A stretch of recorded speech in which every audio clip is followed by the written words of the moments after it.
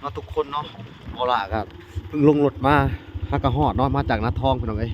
หลังจากที่เพิ่นโทรมาว่าพบน้องแล้วเนาะป๊าดเถอะพี่น้องเอ้ยเอ้าสบายดีบ่สัญญาสบายดีบ่พรสบายดีอันขอสอบถามเนี่ยอันหลังจากที่ว่าไปกลางค่ำมื้อนั้นที่ว่าอันเป็นยังเขียดนะเป็นจังได๋มันเว้าให้ฟังดู มันเป็นน้ำใจเราจะไป เอง อยากไปเองนะ ไปเอง อ๋ออยากไปเองเนาะ เรื่องอันนาเรื่องแบบว่าอันยูทูบเบอร์เขามาถ่ายไลน์หรือว่าย่านบ่ล่าห้านี่แม่นหรือว่าจังได๋ บ่แม่น คืออยากไปเอง แม่น อยากไปเองเนาะ บ่ได้เกี่ยวว่าอันแบบว่ายูทูบเบอร์เขามาไลน์เนาะ โดย แล้วก็บ่ได้เกี่ยวเขาว่าอันบ่ล่าเห็นรถบ่ล่าตามต่อไม้แล้วบ่ได้เกี่ยวเนาะ บ่ได้เกี่ยว นั่นน่ะเขาเคลียร์กันแล้วเนาะ โดย ก็คือว่าบ่มีปัญหาหยังเขาก็บ่ได้ให้น้องเนาะพี่น้อง ไปเอง อยากไปเอง ราบ่ใหม่บ่จักเนาะ โดย มันเป็นน้ำใจน่ะ เป็นน้ำใจ คือเช้านี่ มีคนพาไป มีคนพาไป แบบมีคนพาไป ถ้าแบบมีคนพาไป แม่น ใครมีคนพาไปพร เรื่องนี้จะอาจจะลึกลับเนี่ยเนาะ ลึกลับแน่เนาะแต่ว่ามื้อเช้านี่ทางเบาสัญญาก็ได้นั่นนะ ได้ ไอ้ อธิษฐานอยู่ที่บอนพอเป็นอยู่ พ่อเพิ่น บ่พรอยู่ แม่นเฮาก็ว่าอัน เออ เอาเด้อพออันน้องเบ้ยเอ้ยว่าเฮานี่มาหาลูกหาเต่าเจ้าว่า เออ ขอให้เห็นลูกเต่าเจ้าเด้อเพราะว่ามีคนอยากสวยเรือลาย อืม น้องเพิ่นอยู่ไสก็ขอให้จับให้เว้าสัญญาพ่อเด้อว่า โดย แล้วเฮาก่อนเฮาเว้าแล้วเฮาก็ไปเลยเด้ เห็นอยู่ว่าสัญญาก่อนสิออกก็ได้ถ่ายคลิปไปเลยเป็นหมอเท่านี้เนาะ โดย ใช่มีคนชวนไป และหลังจาก แต่ ที่ มื้อนั้นน่ะมื้อก่อนน้องจะเชียร์คือตอนแรงเนาะ แม่น แล้วมือที่อันน้องอันอยากอันเอาเสาลงในเสาเฮือนเก่าเหมือนเดิม มีการแบบว่าเอาไม้ตำคางตำมันพวก และยัน นะฮั่น พิษอาหารพิษพ่อเพื่อนเพิ่นเคยอยู่เคยนอน อาจจะเป็นแบบว่า ลงอะนะ พ่อเพิ่นบ่ได้ทำพิธีเนาะหลังจากเสียไปแม่นบ่ โดย คือหลังจากที่ว่าเบาสัญญาไปถวายแล้วของขอและรู้สึกว่ามื้อนี้จิตใจน้องเปลี่ยนไปนะ ไปหาพ่ออุ้ยจอย เออ คืออยากเริ่มต้นก็เพิ่นอยากมาอยู่เลยได้ เอ เล่ อน เอายอด ผักน้ำ ผักน้ แล้วอยากมาหาตู่โจ้ยเลย ำแม่นสิมาพางให้เราต้มกิน หลังจากอันออกไปแล้วก็ไปเรื่อยๆมันมีแนวคนพาไปเนาะ แม่น โอ้ ไป แบบบ่ได้คึดกลับหลังเลยแบบคึดไปหน้า ขึ้นไปหน้าอย่างเดียวเลยโอ้บ่พรมึง แต่ว่าช่วงอันน้องไปจักโมงก็ออกจากเที่ยงแล้ว ประมาณ8 โมงเนาะ ปล่อยลงแรง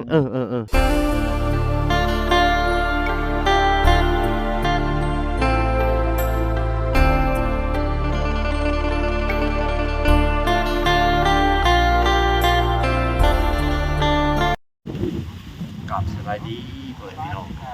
เบิดสุขเนาะก็ยินดีเข้าสู่ช่อง YouTube เปาลาสายบุญคุณธรรมคือเก่าเนาะทักทายสบายดี FC ทางฝั่งไทยและ FC ทางฝั่งลาวและ FC ทางต่างประเทศนำเด้อเนาะสบายดีพ่อๆแม่ๆเนาะที่รับชมเปาลาอยู่ทางต่างประเทศเนาะมื้อนี้ก็เป็นเรื่องที่ดีเนาะพี่น้องเรียกว่าเป็นข่าวดีของอันมื้อนี้เนาะก็เปาลาก็ได้รับข่าวดีจากเบาสัญญาพี่น้องเอ้ยและก็เบาพรว่าสิเพิ่นไปหานำกันเนาะบ่ลากไปหาน้องอยู่ทางนั้นทางหนึงและสิเพิ่นก็หาอีกทางหนึงเนาะพี่น้องเนาะก็พอดีสิเพิ่นก็ได้รับข่าวดีก็มีชาวบ้าน4โตบอกว่าเห็นน้องแล้วสิเพิ่นก็ไปรับเอาน้องมาเนาะก็ดีใจนํน้องเนาะก็ถือว่าน้องรอดปลอดภัยเนาะและบ่ลากก็สิไปสอบถามเรื่องราวที่มันเกิดขึ้นกับน้องเพิ่นว่าเป็นจังไดเนาะพี่น้องเนาะโอเคเนาะทุกคนเนาะก่อนสิไปรับชมคลิปนี้เนาะฝากเป็นกำลังใจเล็กๆน้อยๆเนาะคือการบ่ข้ามโฆษณาแล้วกดไลค์กดแชร์กดติดตามไว้เนาะเพื่อเป็นกำลังใจให้ทั้งปอหลาและน้องอเบยเพิ่นเนาะพี่น้องเนาะโอเคเฮาไปติดตามและรับชมกันได้เลยเนาะทุกคนเนาะปอหลาก็เพิ่งลงรถมาฮักกะฮอดเนาะมาจากนาทองพี่น้องเอ้ยหลังจากที่เพิ่นโทรมาว่าพบน้องแล้วเนาะป๊าดเถอะพี่น้องเอ้ยสบายดีบ่สัญญาสบายดีบ่พรสบายดีน้อง สวัสดี อัน เป็นได้ หน้า หนาว บ่ นะ หนาวนะนี่ฮะ แม่น เอาเสื้อเขาในเป็นอันใดเอาออกมาสบายดีใหม่ดูเอาออกดูเอาพี่น้องเอ้ย หนาว ใส่เสื้อเขา2ชั้นพุ่นเนาะสบายดีน้องเอาเบยป๊าดโตหายหน้าหาตาไปมือครึ่งเนาะ โดย พี่น้องเอ้ย ไปฮอดจักโมงน่ะเนี่ย อันคือเฮาก่อนน้องประมาณชั่วโมง ประมาณเกือบ4 โมง เกือบ4 โมงเนาะ อืม 3 โมงผัด4 โมงเนาะ พอดีกำลังเฮาบอกสิไปตามหาเพิ่นน้องอยู่แหละ โดยบ่ล่ะ โตกตะโพด บ่ล่ะกับไปหาแล้วก็ไปส่งคุงหลังจากที่ว่ามาเฮือนลุงจุ้ยแล้วก็กินข้าวอันมาแวะเฮือนลุงจุ้ยแล้วก็ออกไปสัตว์ไปทางอันหน้าท้องเหนือพี่ออกไปพี่เลยกันแล้วก็พอดีอันจนไปส่งเบากิจเลยเบากิจที่ไปนำ เฮา นะ ก่อนน้องเพิ่นก็นำชาวบ้านเนาะ น้ำชาวบ้านเนาะ แม่ อืม เพราะว่าชาวบ้านว่านี่คนที่บ่เจ้าห้าว่ะ โอ้ มันแนมเบิ่งไปคาดว่าอันน้องอาเบยอยู่ต่อเนาะ โอ้ นั่นเพิ่นว่าสิเดินทางมาพี่แหละเพิ่นว่าได้ เออ ทาง เอามือ เออ อันเป็นได้ว่าไอสอบถามเนี่ยเบิ่งเอาหน้า ดี FC จากเบิ่ง เอออันขอสอบถามเนี่ยอัน หลังจากที่ว่าไปกลางค่ำมื้อนั้นที่ว่าอันเป็นเรื่องเครียดนะเป็นจังไดมันเว้าให้ฟังดู มันเป็นน้ำใจเฮาจะไป ไปเอง อยากไปเองนะ ไปเอง อ๋ออยากไปเองเนาะ เรื่องอันนาเรื่องแบบว่าอันยูทูบเบอร์เขามาถ่ายไลน์หรือว่าย่านบ่ล่าห้านี่แม่นหรือว่าจังได๋ บ่แม่น คือจะไปเอง แม่น อยากไปเองเนาะ บ่ได้เกี่ยวว่าอันแบบว่ายูทูบเบอร์เขามาไลน์เนาะ โดย แล้วก็บ่ได้เกี่ยวเขาว่าอันบ่ล่าเห็นรถบ่ล่าตามต่อไม้แล้วบ่ได้เกี่ยวเนาะ บ่ได้เกี่ยว นั่นน่ะเฮาเคลียร์กันแล้วเนาะ โดย ก็คือว่าบ่มีปัญหาหยังเฮาก็บ่ได้ให้น้องเนาะพี่น้อง ไปเอง อยากไปเอง ราบ่ใหม่บ่จักเนาะ โดย มันเป็นน้ำใจน่ะ เป็นน้ำใจ คือบ่ได้คิดบ่ว่าอันบางเทื่อชุมอ้ายยันอ้ายคลองอีหยังขนาดประมาณนี้บ่ได้คิด ฮู้เลย มื้อเช้านี่ แบบมีคนพาไป มีคนพาไป แบบมีคนพาไป แบบมีคนพาไป แม่ ไข่มีคนพาไปพร เรื่องนี้จะอาจจะลึกลับแน่เนาะ ลึกลับแน่เนาะแต่ว่ามื้อเช้านี่ทางเบาสัญญาก็ได้นั่นนะ ได้ ไอ้ อธิษฐานอยู่ที่บ่อนพอเพิ่นอยู่ พ่อเพิ่น บ่พรอยู่ แม่นเฮาก็ว่าอัน อืม เอาเด้อพออันน้องเบยเอ้ยว่าเฮานี่มาหาลูกหาเต่าเจ้าว่ะ อ๋อ ขอให้เห็นลูกเต่าเจ้าเด้อเพราะว่ามีคนอยากสวยเรือลาย อืม น้องเพิ่นอยู่ใส่ก็ขอให้จับให้เว้าสัญญาพ่อเด้อว่ะ โดย แล้วเฮาก่อนเฮาเว้าแล้วเฮาก็ไปเลยเด้ อ๋อเห็นอยู่ว่าสัญญาก่อนสิออกก็ได้ถ่ายคลิปไปเลยเป็นหมอมื้อเช้านี่เนาะ โดย พี่น้องเอ้ยดีใจนำเด้อดีใจเพราะว่าคนหาเข้าใจผิดกันไปต่างๆนานาเนาะว่าชุมอ้ายนี่3คนนี่เอาไปเฮ็ดคอนเทนต์แล้วไปเสื่องไว้จังซั่นจังซี่นะพอพร ละแม่นพ่อก็ได้อ่านคอม เออ แต่ลายส้มอยู่ เออ หลักๆคือบ่ล่าเลยนะผม แม่น เออ เพราะว่าเวลาอยู่เป็นคนสุดท้ายเพิ่นว่า อ่า ป้าพี่น้องเอ้ยขอโทษขออภัยนำเด้อเพราะว่า คือจริงๆ น้องหายอีหลีเนาะ โดย บ่ได้แม่น บ่แม่นคอนเทนต์ บ่แม่นคอนเทนต์บ่แม่นหยังเนาะบ่แม่นการแบบว่าเฮ็ดคอนเทนต์เขาสิเฮ็ดไปเพื่ออีหยังเฮามันเสียเวลาเฮาก็อยากสอน คืเบาสัญ เนาะ ญาไปหาอยู่ป่าหันได้บ่ล่ะคือ เออ อันคลิปแรกที่เมื่อวานนี่เด้เบาสัญญาลงไปกับไปหาอยู่ป่า เออ ท่านว่าอันอยากเฮ็ดคอนเทนต์สิอยากเฮ็ดสิไปหาเฮ็ดหยังอยู่ป่าน้ำมันรถก็ยังมืดกับ แม่น สิเบิ่งคือกัน ทางกับคนใส่สัญญา แม่น ยากเลย บางคนบ่เข้าใจเฮาเนาะ บัดนี้เพื่อเฮาสิเมื่อฮอดบ้านก็ไปหาเจ้าก็ บ้าน 7-8 โมงเลย โดยแม่นบ้านนี้ไปถามชาวบ้านเขาไปทั่วเบิดเขาว่าคอนเทนต์ชาวบ้านเขาสิเว้านำเฮาบ่ซะคอนเทนต์อีหยังอยู่กลางป่ากลางดงแม่นบ่แหละเนาะ แม่น ต้องขอโทษขออภัยพี่น้องเอ้ยบางคนก็ดราม่ามาพี่น้องเอ้ยเพราะว่าเข้าใจผิดกันต่างๆนานาคือน้องเขาไปเองเนาะไปตั้งแต่นั่นน่ะเนาะ แต่ค่ายมีคนชวนไป และหลังจาก แต่ ที่ มื้อนั้นน่ะมื้อก่อนน้องจะเชียร์คือตอนแรงเนาะ แม่น และมื้อที่อันน้องอันอยากอันเอาเสาลงในเสาเฮือนเก่าเหมือนกัน มีการแบบว่า เอาไม้ตำคางตำมันพวก และยัน นะฮั่น พิษนะหันพิษเพราะว่าเพื่อนเพิ่นเคยอยู่เคยนอน อาจจะเป็นแบบว่า ลงอะนะ พ่อเพิ่นบ่ได้ทำพิธีเนาะหลังจากเสียไปแม่นบ่ โดย แล้วก็มีทางอีเมลจากอัน USA เพิ่นโทรมาอยู่ว่า เพิ่นก็แนะนำมาอยู่ แนะนำมาว่าล่ะเอ้ยว่า ให้ลูกไปจุดธูปอยู่หั่นห้องขอให้ให้ พก ให้บ่คล้ายๆคือให้คุ้มครองบ่ให้ตื่นต้วงบ่ให้โทษขอโทษไว้ตื่นท่วงกันน่ะนะพี่น้องเอ้ยย่านพ่อเพิ่นอีหลีเนาะคือว่าง่ายๆคือขอโทษขออภัยนำว่าวิญญาณเนาะวิญญาณพ่อแบบเป็นห่วงลูกเนาะอันนี้เรื่องจริงเลยทีเดียวเนาะเพราะว่ามื้อนั้นที่ว่าพ่อไปถ่ายเลยกันน้องเพิ่นไปจะเอาเสาล้ม มาง กับ ข้าง อืม มั่งข้าง แม่น ก็คืออันบ่อันน้องอันน่ะบ่อนเสาน่ะคือทั้งเจ้าจากอาลุงบ่ แม่น เอาลงมาเรียบร้อยนะ โอ้ เอาแล้วก็อารมณ์กองไว้บ่อยากจูดคือกันอย่ามาฟันคอยังอยู่หั่น เออแต่นี่เด้ออันเมื่อคืนนี่อีเมลจาก USA เพิ่นโทรมาเพิ่นพันว่ามีคนน่ะหลังจากที่เบิ่งคลิปน้องเอาเบยไปนี่มีคนตัวดำบักใหญ่สูงเติบกับสูงธรรมดาตัวดำเลยว่ะอันบ่ได้ปากบ่ติ้งยืนซี่ใส่แต่ผ้าเหลืองว่ะในความพันสงสัยเกี่ยวกับน้องเอาเบยนี่แหละเนาะเพิ่นก็โทรมาหาเบาหลาแล้วว่าอยากให้เบาหลานี่ว่าไปจุดธูปอันแล้วก็ ไหว้ผลไม้ ไหวของอยู่ของกินเราหิวแหละก็ซี่ใส่หม้อแล้วก็มาซี่ใส่ถ้วยใส่บ่วงกันนะคล้ายๆคือแบบบ่ได้ไปเกิดไปค้านอหยังกันนะ และ ยังบ่ได้ไปเกิด ก็เคยพันเห็นอยู่บ่ เคยอยู่ อ๋อคล้ายๆคือหลังจากเพิ่นตายก็บ่ได้เคยทำพิธีหยังเลยเนาะบ่มีวัดอันบ่มีพระอิหยังมาสวดเลยเนาะ มีพระบ่มีจัง เออ มีแต่เอาไปทิ่มแล้วก็แล้วสมาน ทีละก็แล้วเลย ทีมก็5-6คน ป้า 3-4 พี่น้องเอ้ยเรื่องจริงเลยทีเดียวเนาะหลังจาก4 โมงแรงบ่ล่ะก็เดินทางมาจากอันบ้านอันนั้นก็ใกล้เติบเนาะบ่พอเนาะประมาณ20 กว่ากิโลเนาะเดินทางมาจากบ้านนาทอง แม่นถ้า เออ ไปทางอ้อมนี่ประมาณเกือบเช้า เออ ไปทางหลังประมาณ8-9 โอ้ มันเป็นแต่ดินทรายเนาะ โดย แม่น โอ้ ทิศซ้ายทิศขวา คือหลังจากที่ว่าเบาสัญญาไปถวายแล้วของคอและรู้สึกว่ามื้อนี้จิตใจน้องเปลี่ยนไปนะ ไปหาพ่ออุ้ยจอย เออ คืออยากเริ่มต้นก็เพิ่นอยากมาอยู่เลยได้ เอ เด็ อ ดเอายอด ผักน้ ผักน้ำ เออแล้วอยากมาหาตู่โจ้ยเลย แม่นสิมาพางให้เราต้มกิน อ๋อหลังจากอัน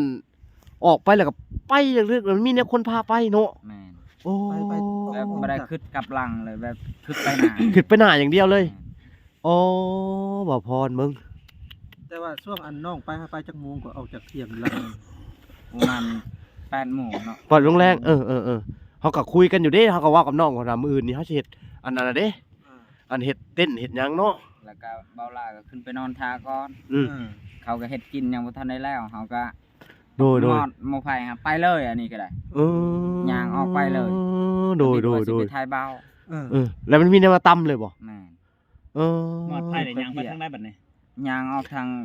ทางที่เฮาย่างมา ผ่านเรือนเก่าไปนั่น โอ้ แม่ สงสัยต้องมีมนต์พระแหละ อ่า มีมนต์พระมาทำพิธีสวดให้เพิ่นแล้วก็มีพระเข้าพระน้ำเนาะ แม่น อ๋อแล้วเพิ่นสิมาบ่เนาะพระสมมุติเฮาไปมุนต์หยังนี่มันก็ต้องมี บ้านเขาเฮ็ดเองก็ได้ ให้ชาวบ้านเขาเฮ็ดได้บ่แล้วว่า คือซุมเฮานี่ก็เฮ็ดได้ ได้ เฮ็ดได้เนาะแม้ว่าเฮาแต่งพระเข้าแล้วให้เรียกให้เพิ่นมากินนี่ยังบ่ให้ตื่นบ่ให้ท่วงเนาะแล้วให้ช่วยเหลือลูกเต้าเนาะ ได้หมด ให้ประคับประคองลูกเต้าบ่ให้ลูกเต้าแบบอันคล้ายๆคือว่าบ่ให้ตื่นให้ท่วง ดีเนาะ ไปในทางที่บ่ดีอยากให้ลูกเต้าอยู่สงบสงิมอยู่สงบเสงี่ยมเนาะให้อยู่ซื่อๆนะแล้วก็ให้แบบว่าอยู่ในหันบ่ให้มันป่วงไปไสสินะว่าซั่นซะเนาะบ่ให้เฮ็ดให้ลูกให้เต้าให้ลูกเต้ามีอนาคตเนาะ แม่น เรื่องนี้เกี่ยวได้เนาะบ่พอเนาะ เกี่ยว เพราะว่า บางคนเพิ่นก็อาจจะนั่นแต่ว่า ตามที่บางคนเพิ่นก็อันนั้นเอาพี่น้องมันมี2กลุ่ม2อย่างนั่นแหละ แม่นป้า แต่ว่าพอถามแล้วก็บ่แม่นว่าเพิ่นย่านไผคนมาหลายเพิ่นก็บ่ได้ย่านคือทั้ง แห้งดีมาหลายแห้งดี เนาะดีใจเลยเนาะ แม่น อ่า แต่ก็อันมื้อนี้ก็เนาะทุกคนเนาะก็สิทิ้งท้ายก็คือว่าขอบใจอีเมลจาก USA ที่ว่าเพิ่นแนะนำทั้งบอลามาแล้วก็ให้อันผู้ที่บ่สัญญาก็ไว้เป็นอันนั้นเนาะบ่สัญญาเนาะ โดย ไป ญาติไปเฮ็ดจักโมงอันเฮ็ด ตอนเฮาสิไปหานี่ ตอ เนาะ นสิไปหา อืม บ่ได้เฮ็ดพิธี แต่ มี มีแต่ แต่ขอบซื้อ ขอบบอก ขอบแต่ปากเปล่า แม่นเนาะตัวนี้บ่เชื่อก็คือแบบอันแบบอย่าลบหลู่พี่น้องเรื่องจริงเนาะก็คือในความรู้สึกของน้องหรือในความรู้สึกเนาะเพิ่นว่ายังมีแท้ๆอยู่นั่นบ่ได้ไปใช้เนาะ แม่น เอคอยเป็นห่วงเนาะ อันที่น้องอันย่างไปมื้อนั้นแหละก้มหน้านะรู้สึกแบบตั้งใจที่พอพรได้ไปพาไปเบิ่งกันดิ แม่นมันแบบว่าความหลังอะนะแต่เพิ่นก็ รถเฮายางไปเฮานั่นแตกต่างเลย แบบ มันเฮ็ดคึบเลย โอ้ เพิ่มไปเลย แบบมันสิเซอร์ไปเลย เฉพาะจังได๋ไปว่าจะว่าจับไม้แล้วก็ยืนเศร้าอยู่นะ แม่นเพิ่นมื้อที่ว่าเพิ่นชี้บอกแล้วไปลื้อนะมื้อน่ะเนาะ โดย อันมาหลาไปถ่ายลื้อหยังถิ่มนะ บ่สัญญาก็ไปหาน้ำหนองโอ้ยเป็นวัดปดแปด เป็นนี่คือกันเลยติดวัดเป็นไอเนาะเป็นไข่น้ำเนี่ยเสียงเปลี่ยนไปว่าต้องขออภัยเนาะมื้อนี้ก็พบตัวน้องแล้วเด้อทุกคนเด้อที่คนที่เป็นห่วงเนาะแม่น ช่วงประมาณ 4 เกื โม อบ ง 4 โมง โดยคนที่เป็นห่วงก็บ่ต้องห่วงแล้วเด้อจังได๋ก็เฮาก็สิหาชาวบ้านผู้ที่ทำพิธีเก่งเนาะมาเฮ็ดพระเข้าพระหยังเนี่ยซื้อของกินเข้ามาเนาะมาเฮ็ดพระเข้าแล้วให้ครอบบอกพ่อทั้งน้องไอ้อาเบยพี่น้องเอ้ยที่ว่าเพิ่นได้จากไปกระทันหันอยู่นะหั่นเนาะ ป้าดพี่น้องเอ้ยบ่เชื่อก็น่าเหลือเชื่อเรื่องนี่เนาะก็ต้องจักสิเฮ็ดจังไดต่อไปพี่น้องก็มีแต่ว่าทำพิธีหยังเนาะ เจ้าทำพิธีแล้วก็ถ้าว่ามืออื่นหรือว่ามือใดเนาะถ้าซุมเฮา โดย ก็สิลงมือเฮ็ดกระ โด ตุก ย เลยแม่นบ่ โดยลงมือเฮ็ดกระตูบให้น้องเลย แต่ว่าคือเรื่องที่ว่าเพิ่นให้ว่าให้รอนั่นรอนี่เฮาบ่รอแล้วเนาะเพราะว่ามีคนตำหนิมาหลายอย่างมันควรเฮ็ดแต่ดนแล้วเนาะ บางคนก็ เออ ว่าคือชาแท้หยังประมาณ ช้าก็ช้าเพราะว่าเพิ่นให้รอพี่น้องเอ้ย รอว่ายันว่าทั้งนี้ครับเอานั่น ยันทางนี้ครับเอาพอผลมันออกมาแล้วเพิ่นบ่รับแล้วเฮาก็จำเป็นต้องเฮ็ดเลยบัด พอ นี้ พ้น เนาะ ออกมาแล้วผัดว่าทางน้องนี่ผัดไปก่อน ไปก่อนก็เลยบ่ได้เฮ็ด พี่น้องคือผู้ใหญ่แต่ละคนเพิ่นเป็นห่วงหลายเนาะเป็นห่วงทั้งนั้น แม่นทั้งหนองอาเบย โดยแม่นก็จะเป็นห่วงเจ้าอยากให้เจ้าแบบอยากช่วยเหลือเจ้านํก็มีบางคนหั่นนะแต่ว่าจักสิเฮ็ดจังไดเนาะทางทีมงานเฮาก็สิพยายามเฮ็ดเต็มที่เนาะจังไดก็อย่าเนาะพี่น้องเนาะคือว่าน้องกลับมาแบบปลอดภัยเนาะพี่น้อง เฮาก็เต็มที่อยู่ดี หรือบ่ล่ะก็เต็มที่ไปหาบางคนบ่เข้าใจว่าพรไปว่าโอ้เอาน้องไปสร้างกระสอบกระแสหยุดได้แล้วอิหยังนะเอามอบให้บ่แสนได้จังว่ามอบให้บ่แสนบ่แสนก็ดำเนินเรื่องมันบ่ได้เพราะว่าทางในบ้านเพิ่นบ่รับแล้วนะแม่นบ่แหละก็ออกมาแบบนั้นแหละก็คือเก่าจำเป็นก็ต้องไปอยู่บนเก่าไอ้ถามอีกความรู้สึกอยากมาอยู่บ่นำลุงโจยหรือจังไดเอ้าถามแหน่ห่าน อยากอยู่บ้านนี้ ห่านเพราะว่าเพิ่นยังมีความทรงจำอยู่นะหั่นเนาะพี่น้องเนาะเอ้าพี่น้องเอ้ยก็คือสิฮู้เองแหละว่าจังไดเนาะ แม่น น้องเพิ่นก็อยากอยู่บ้านเองคือบ้านเฮาเกิดเนาะ โดย บ่อนเฮาเกิดอยู่วันหันเนาะเอ้าพี่น้องเอ้ยจังไดก็ฮู้แหละเนาะ ตอนต่อไป โปรดติดตามตอนต่อไปเนาะพี่น้องว่าเฮาสิเฮ็ดจังไดแน่กับน้องเพิ่นแล้วก็น้องเพิ่นสิมีคนมาช่วยบ่หรือจังไดก็ยังบ่ฮู้เนาะเพราะว่าทางทีมงานทุกเฮาก็งบประมาณการช่วยเหลือกันยังบ่มีหลายเนาะใครอยากช่วยเหลือเพิ่มเติมเกี่ยวกับ ยินดีหลายๆเนาะ ก็ยินดีหลายๆพี่น้องเอ้ย ทั้งหมดพรก็ เออ มีอยู่เล็กๆน้อยๆก็ โดย 4,000 5,000 กว่าบาท เนาะ อ่า และใครอยากเพิ่มเติมในส่วนของเฮ็ดซื้อดินว่าซั่นซะ ซื้อดินก็ยินดี ยินดีเด้อพี่น้องทางบ่ละบ่ทันมีงบซื้อดินเด้อไผที่มีอยากซื้อดิน อุปกรณ์พวกโคกซากเบิดแล้วเนาะ เบิดแล้วเบิดทั้งแม่ตู้เพิ่นจาก USA เนาะไผที่อยากช่วยเหลือเพิ่มเติมอีกก็ยินดีเป็นสะพานบุญให้เด้อเนาะทางทีมงานทุกเฮาก็จะเอามาซื้อดินให้น้องไปเลยเนาะหลายคนเนาะพี่น้องผู้หาผู้10บ่ล่ะสิเก็บกำไว้เนาะไผอยากฝากมาช่วยเหลือน้องเพิ่นเนาะไผที่สงสารก็ช่วยเด้อพี่น้องเอ้ยเด็กกำพร้าจักเฮ็ดจังไดเด็กกำพร้าซะว่ามีกรรมเนาะแปลว่าว่าชีวิตรันทดแห่งลิอาศัยอยู่ในป่าในดงพี่น้องเอ้ยจักสิเฮ็ดจังไดพี่น้องเอ้ยช่วยกันพี่น้องเอ้ยช่วยกันคนละไม้ละมือเนาะบ่หลายกับผู้หาผู้10เนาะเก็บพอได้ซื้อที่ให้เพิ่นก่อนเนาะ ดู พี่น้องเอ้ยแต่ว่าเพิ่นตัดสินใจแล้วอยากอยู่ทหารเนาะเพราะว่ามันบ่เหมือนกันที่ว่ายุ่งยากอีหยังเพราะว่าเพิ่นเคยอยู่ทหารมาก่อนหั่นนะพี่น้องเอ้ยคลิปนี้ก็บ่มีหยังหลายเนาะบ่พอเนาะ แม่นก็ เอ้า ยินดี ก็ยินดี ที่ได้เจอตูน้องอีก แม่นยินดี ว่าง่ายๆว่าเพิ่นมาแบบปลอดภัยเนาะบอก เนาะ แม่นเพิ่นมาเองเลย แม่ อื น ม บาง มาเองเลย เกิดอุบัติเหตุเนาะ โดยปลอดภัยเลยเนาะบ่หายห่วงเลยเนาะ โดย บ่มีหยังเป็นตาห่วงเลย สำหรับคืนนี้ก็ อืม นี่แหละเนาะ นอนเฮือนตู้โจยคือเก่าพี่น้องเอ้ย มาเพิ่นนอนเพิ่นตูโจย โอเคเนาะพี่น้องเนาะคลิปนี้ก็บ่ลาบ่มีหยังหลายพอกันใหม่อีกคลิปหน้าเนาะโปรดติดตามตอนต่อไปเนาะพี่น้องเนาะว่าจะเป็นจังไดโอเคพอกันคลิปหน้าเนาะบ๊ายบาย สบายดี สบายดีเนาะเว้ย สบายดีบ่สัญญาบ่พรโอเคเนาะบ๊ายบาย